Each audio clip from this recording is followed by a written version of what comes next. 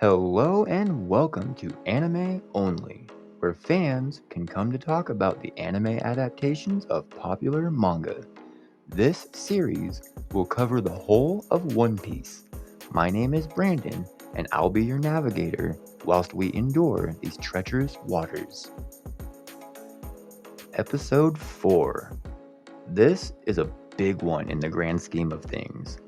In this episode, we get a little of Luffy's backstory through a flashback. We can only assume it's showing us what Luffy is telling Zoro, but what we actually see is more like Luffy staring off into space for 15 minutes and looking back at Zoro, and Zoro is just agreeing with him because it's smarter to not argue with crazy people. Speaking of, I've heard the placement of this episode is weird when manga readers, who are lovely people, by the way, talk about it. Because in the manga, this flashback is in chapter 1, and it sets up the entire adventure to come. I, however, being a lowly anime scrub, think this, being 4 episodes in, works really well with how the anime tells Oda's story. Up till now, I haven't even wondered who Luffy is or what he wants in life. Besides being king of the pirates, he was the protagonist and he made me laugh. Ha ha ha, it's funny cartoon, you know? But now, we've heard Zoro's dream to be the world's greatest swordsman after he was crucified. And Kobe's dream to be an honorable marine after he sees the corruption of those in power. It brings Luffy into sharp focus because besides his desire to be king of the pirates, we don't really know that much about him. So this event happening now works for me. In the flashback, we meet Shanks, Luffy's greatest influence to date. The scene depicts Shanks showing Luffy what it means to be a man when he gets knocked around and mocked by these morons, the mountain bandits, and just laughs it off, even asking Makino, the presumed owner of the bar, if she would give him a rag to clean the mess with. But when gets real and Luffy is against the barrel, Shanks and his men don't hesitate for a second.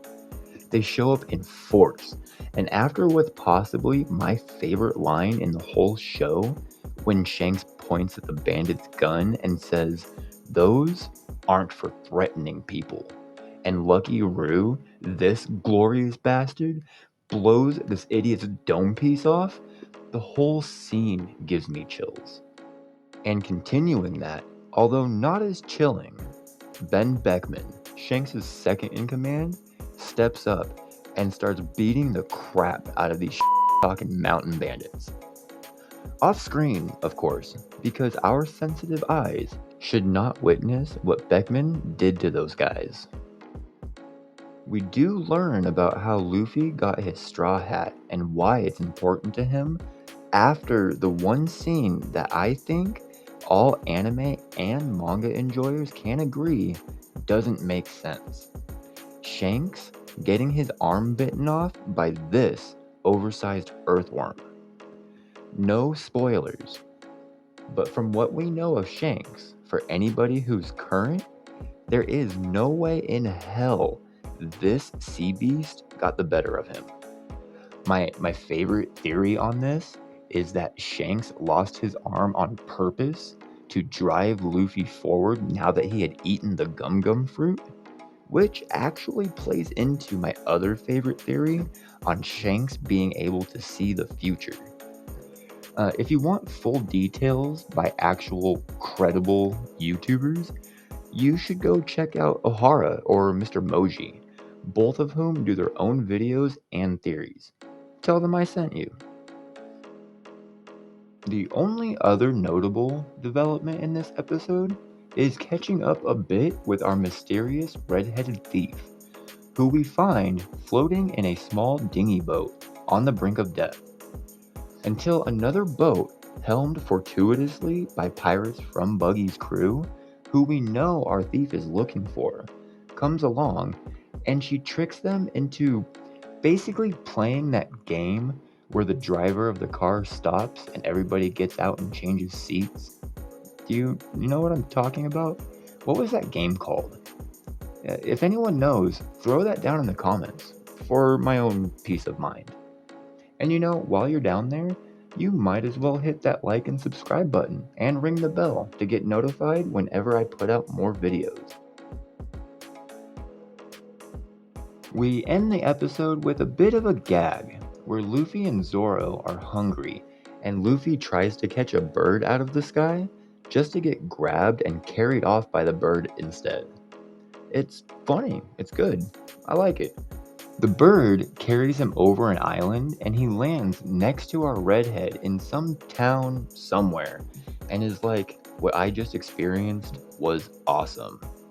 And it is awesome.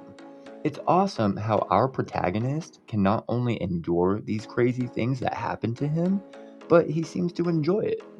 Perhaps a bit too much, you know? And with that, that was episode 4 of the anime adaptation of One Piece. No real final thoughts on this one, other than the excitement to continue this journey we've set out on. I'd like to hear your thoughts on this episode and or this video on said episode. I will continue to evolve and try things out so you, the viewer, can continue enjoying this anime in any way you want, whether it be the anime, the manga, or watching videos like mine. I hope to see you in the next one.